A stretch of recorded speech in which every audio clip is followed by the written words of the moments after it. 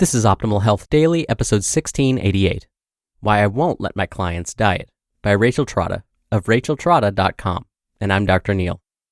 Happy Saturday. Thank you so much for being here, and welcome back to Optimal Health Daily, where I act as your narrator of the best health and fitness blogs, all for free. And don't forget, we have a few shows where we do this, where we cover a bunch of different topics. Just search for Optimal Living Daily in any podcast app to find them. Now, it's April, obviously. Have you checked in on your progress towards your New Year's resolutions yet? No? Well, that's okay, because today's post will help you along with that. So, with that, let's get right to it and start optimizing your life. Why I Won't Let My Clients Diet, by Rachel Trotta of racheltrotta.com. I love New Year's resolutions. There's always room to take a step back, look at the big picture, and decide what lifestyle factors we want to shift. For me, I downloaded Quicken for my personal finances, started a new full-body weightlifting routine, and put lots of extra date nights with my partner on the calendar. But here's what I don't want your New Year's resolutions to include: dieting. I don't let my clients diet because, by the very virtue of dieting, you miss the mark of what it means to develop a healthy, simple, and beautiful relationship with food and your body. Why diets don't work. Here's a quick caveat. Sometimes diets do work, temporarily. But diets are, by their nature, temporary. They operate on quick restriction, willpower, and fast results. Most commercial diets don't educate you about how to eat for health, satisfaction, and long-term weight maintenance. Instead, most diets set you up to yo-yo, to lose weight, then bounce back up quickly to your original weight, or maybe even higher. Why does this happen? Two reasons. Metabolism. Your body's metabolism works all the time, even when you're sleeping or sitting at your computer. The only time you're really aware of your metabolism is when you're exercising, and it seems like you're burning lots of calories with the high level of effort. However, you actually burn more calories throughout the day than you do during exercise. This basal metabolic rate is the number of calories per day that we burn just keeping the heart beating and the lungs pumping. For most people, basal metabolic rate starts in the low thousands. This would be like a really petite woman, for example, and can go as high as the 2000s or even 3000s. It's hard to beat that with a workout. Most diets promise a metabolic reset or metabolic jump start. In reality, they do reset your metabolism, but not in the way that you want. Restricting your calories too low, as diets usually do, can effectively fool your body into thinking that food is scarce, and your body will instinctively and automatically lower your basal metabolic rate to accommodate the scarcity. Yes, you will lose weight, but the problem is that your body doesn't increase the metabolic rate just as easily once the diet is over. It wants to safeguard your fat storage in case there really is a food shortage. The consequence of this is that after a diet, when you go back to eating a relatively normal amount of food, your metabolism is even slower than what it was before you started the diet.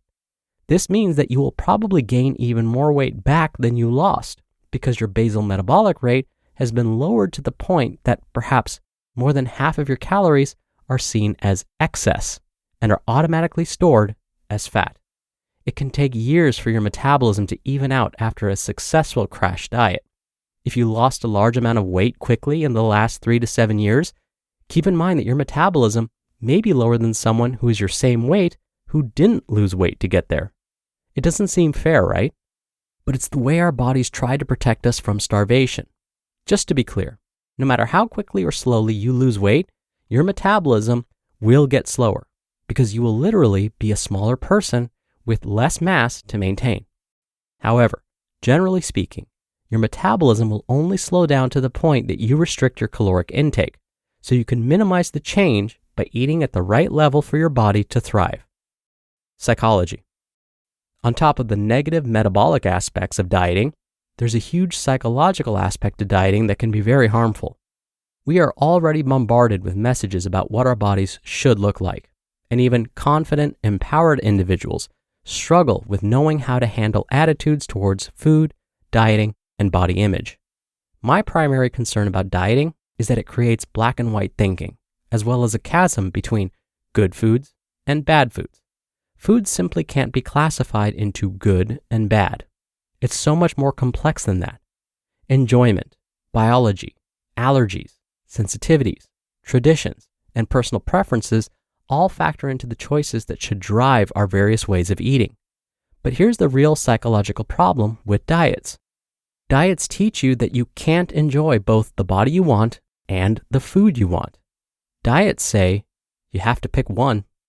I despise how diets turn food choices into moral, black and white, fork in the road decisions. You're not bad because you ate something decadent that you love any more than you were good if you eat carrots and broccoli. Diets want to imprison you in your own mind so that every time you lose weight, it's the diet's success. But every time you fail, it's your fault. Real nutritional skills. Developing real nutritional skills, on the other hand, allows you to both enjoy your food and to leverage your eating to achieve your health and fitness goals. Nutritional skills include knowing roughly how much you should eat each day, consistently buying and preparing home-cooked meals that you love, understanding how to eyeball portion sizes, developing ordering out skills that support your health, getting in touch with your hunger and fullness cues, and sorting out issues with emotional eating. None of those skills are taught while dieting. Dieting is all about adhering to the plan. Developing real-world nutritional smarts, however, requires you to be patient, work through personal issues, and figure out your ideal way of eating through trial and error. Could it involve some self-discipline, transforming your attitudes, and perhaps eating less food than before? Absolutely. But ideally, these changes happen in a context of self-acceptance, long-term planning, and a flexible attitude. Weight loss is slow. Finally, remember that if you're using real nutritional skills and not dieting down, weight loss is a slow process, and it's the adoption of a new lifestyle. It's not temporary, and willpower, which can burn out quickly, will not be your friend. Instead, developing a healthier way of eating requires patience, persistence, and consistency over a long period of time. 1 pound per week is the most I recommend for my clients because it can be accomplished with a healthy, well-rounded way of eating that doesn't eliminate or restrict foods that you love. If you launched into an aggressive commercial diet hoping to reset your metabolism, don't worry, there's still time to change gears. You just listened to the post titled, Why I Won't Let My Clients Diet by Rachel Trotta of racheltrotta.com. Right now, hiring is challenging. It's time for a hiring partner that can help you rise to the challenge. That's Indeed.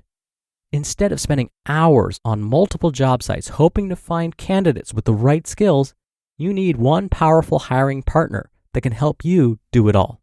If you're hiring, you need Indeed, because Indeed is the hiring partner where you can attract, interview, and hire all in one place. I love that Indeed makes hiring all in one place so easy. Indeed assessments help take the stress out of the interview process. Your candidates don't need to prove themselves again, and you can dive deeper into talking about what's important to you.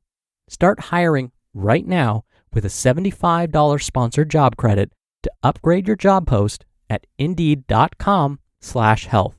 Offer valid through April 30th. Go to indeed.com/health to claim your $75 job credit before April 30th. Indeed.com/health.